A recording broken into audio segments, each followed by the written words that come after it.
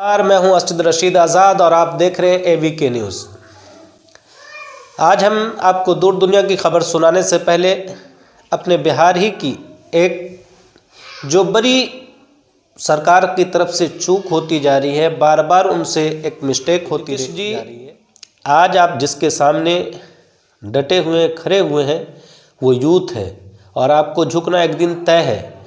बड़ी बड़ी सरकारों को और बड़ी बड़ी हुकूमतों को इन्होंने उखाड़ फेंका है, इसलिए आप भी सतर्क हो जाएं और वक्त से पहले होश के नाखून ले लें। यह आपके लिए भी और आपके हुकूमत के लिए, दोनों के लिए बहुत बेहतर होगा। सोचने की बात सबसे बड़ी ये है कि आप कि उनके साथ जितने भी आपने अन्याय किए हैं, जितने भी उनके साथ जुल्म किए हैं, अगर उन दास्तानों को बताई जाए तो एक लंबी फहरिस्त बन जाएगी। आप ये सोच रहे हैं लोगों के सामने उसकी हकीकत क्यों नहीं लाना चाह रहे? हकीकत ये है कि आप सन 2019 में RRB ने नोटिफिकेशन किया था और उसी वक्त फॉर्म भरे थे बच्चों ने। लाखों खरबों रुपए RRB को मिला फॉर्म भरने से। मात्र जो है 1 लाख कुछ सीटें थी और करोड़ों रुपए कमाए। 500 रुपये एक फॉर्म भरने का लगता है जनरल कैटेगरी से, और उससे आप करोड़ों खरबों रुपया कमा चुके हैं।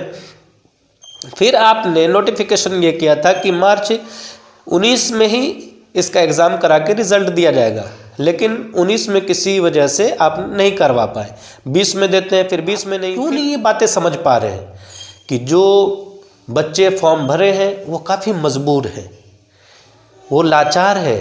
कोरोना काल के बाद तो ये चीज़ें सबको समझ में आ गई हैं कि कोरोना जब हमारे यहाँ आया तो जो लोग प्राइवेट जॉब में है या फिर किसी के यहाँ नौकरी कर रहे हैं, वो बिल्कुल इस कोरोना काल में समझ गए कि प्राइवेट नौकरी की कोई अहमियत नहीं है। छात्रों का हक है नौकरी लेना और आपका काम है नौकरी देना। जो सीटें खाली हैं उनको भर्ती करना, उस पे लोगों को बहाल करना, ये अव्वलन आपकी जिम्मेदारी है। और आप उसके साथ धांधली करते हैं। एक तो फॉर्म का इतनी ज़्यादा कीमत रखते हैं। आप सोचिए जो बच्चे गांव में रह रहे हैं वो कैसे हर चीज़ के फॉर्म। डबल इंजन की सरकार है, बिल्कुल उन छात्रों के साथ बहुत ज़्यादा अन्याय किया है। आप उन्हें कुत्ते बिल्ली की तरह मारे हैं और मुसल्लापुर हाट में या फिर बिकना पहाड़ी में या फिर आपको राजेंद्र नगर टर्मिनल या उसके अदर हॉस्टल्स जो है उसमें जो घुस के आपने मारा है, जो आपकी प्रशासन और आपकी पुलिस ने उनके साथ नाइंसाफ़ी की है और जो बर्बरता की है, ये बिल्कुल एक घिनौनी हरकत थी। जो अपने हक की आवाज़ बुलंद कर रहा है, हम डेमोक्रेटिक कंट्री में रह रहे हैं, कोई राजतंत्र में नहीं रह रहे हैं।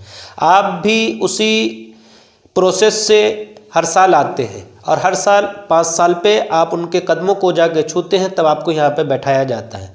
इसलिए नहीं कि आप जब इस कुर्सी पे बैठ जाए तो एक हिटलर शाही की हुकूमत बना दें, इसलिए नहीं। इसलिए बनाया जाता है कि आप उन तमाम लोगों का जो सबसे पीछे हैं उनकी आवाज़ बने, उनके दुख दर्द को आप सुने, उनकी सारी चीज़ों को आप सुने समझे और उन्हें हल करने की कोशिश करें।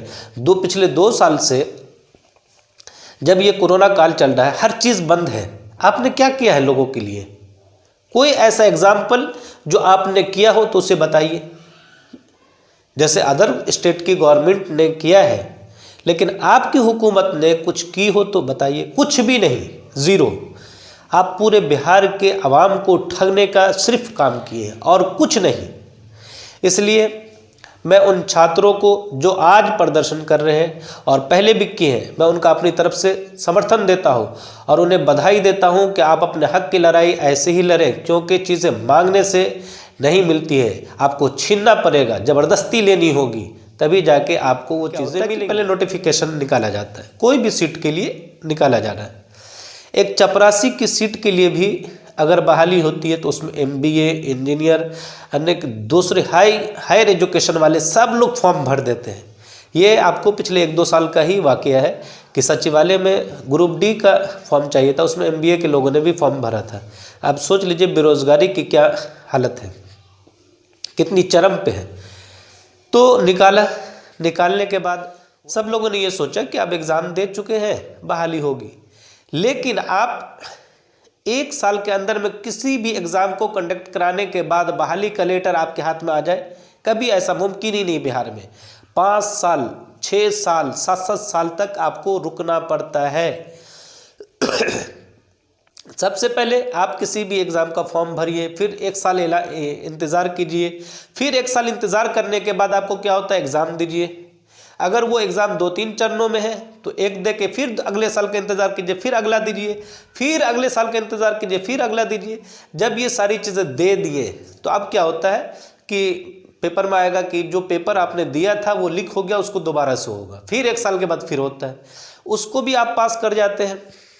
तो क्या होता है कि हुकूमत खुद ही केस कर देती है कि जो एग्ज़ाम कराए वो हमें समझ में नहीं आया, फिर से हम कराना चाह रहे हैं। ये केस उसमें लग के बिल्कुल मामला चौपट। अब जो बच्चे फॉर्म भरे थे 21 साल की उम्र में, 20 साल की उम्र में, 22 साल की उम्र में, अब वो एग्ज़ाम पास होने के बाद भी वो 30 साल के हो जा रहे हैं, 35 साल के हो जा रहे हैं, अभी तक नौकरी नहीं है, इंतज़ार में बैठे हुए। हम तो एग्ज़ाम दिए हैं, फर्स्ट चरण में पास है, सेकंड चरण में पास है, थर्ड चरण में पास है, रिजल्ट ही नहीं आ रहा है, वो इंतज़ार में दूसरे काम पे जा नहीं रहे हैं। तो ये हमारे बिहार की हालत है। आप सोचिए, एनटीपीसी आरआरबी ने लिया, कब लिया, ये नोटिफिकेशन किया था, नोटिफिकेशन इनका आया था 2018 में, 19 में फॉर्म भरा गया, 19 में ही इनको एग्ज़ाम लेना था, नहीं लिया कि जाके लेता है। और 22 में आप सोच लीजिए, 19, 20, 21, 22, 3-3 साल, 3.5 साल लगता है इनको रिज़ल्ट देने में। ये हालत है, 3.5 साल। सोचिए उन मज़दूर की औलादों के बारे में। आप तो बिल्कुल एसी रूम में बैठे हैं, हीटर लगा के बैठे हुए, आपको कोई फ़र्क नहीं पड़ता है, लेकिन उन दूर दराज के गांव के बच्चों के बारे में सोचिए जिनके माता पिता अपनी तमाम ख्वाहिश को रोक के अपने बच्चों को कहीं किसी शहर में भेजे हैं पढ़ने के लिए कि वो बच्चा कुछ पढ़ लेगा, नौकरी लग जाएगी, हमारी ज़िंदगी खुशहाल हो जाएगी। हम जानते हैं कि ये बातें करने से आपके कानों पे कुछ भी नहीं होगा, क्योंकि एहसास उनके अंदर होता है, दिल हो, दिमाग हो, सोचने की सलाहियत हो, समझने की सलाहियत हो। लेकिन आप तो डबल इंजन में, और सबसे बड़ी बात, आपको जो कुर्सी की लत जो लगी, ये लत ऐसी लगी है नीतीश जी कि आपको आगे पीछे कुछ समझ ही नहीं आ रहा है कि हम करें तो क्या करें। इसलिए आज भी आप पीछे हटिए, इन बच्चों की सारी बातों को मानिए। जिनके खिलाफ भी आपने केसेस दायर कराए हैं, उन केसेस को विड्रॉ कीजिए, और आप खुद खड़े होके उन तमाम बच्चों से जिन पे लाठी डंडे चार्ज हुए हैं, जिनके हाथ पांव टूटे हैं, जिनका किसी भी तरह का कोई नुकसान हुआ है, उनसे माफ़ी मांगिए, और उनकी जो नुकसान है, हाँ, उनके साथ मिल कर उनको बांटने की कोशिश कीजिए, ताकि उनका दुख दर्द कम हो। आप पहले ही से बहुत सारे दुख दे रखे हैं, और मज़ीद ऊपर से ये दुख उनके लिए मौत का कारण हो सकता है। नीतीश जी, नमस्कार।